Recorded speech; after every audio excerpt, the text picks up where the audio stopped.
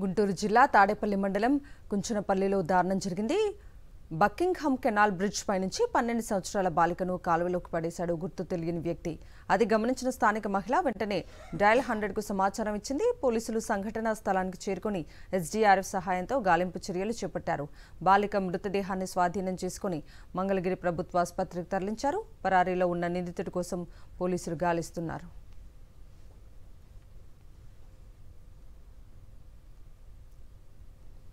గుంటూరు జిల్లా తాడేపల్లి మండలం కుంచనపల్లిలో దారుణం జరిగింది.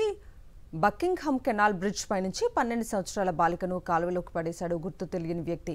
అది గమనించిన స్థానిక మహిళ వెంటనే డయల్ 100కు సమాచారం ఇచ్చింది. పోలీసులు సంఘటనా స్థలానికి చేరుకుని ఎస్డీఆర్ఎఫ్ సహాయంతో గాలింపు చర్యలు చేపట్టారు.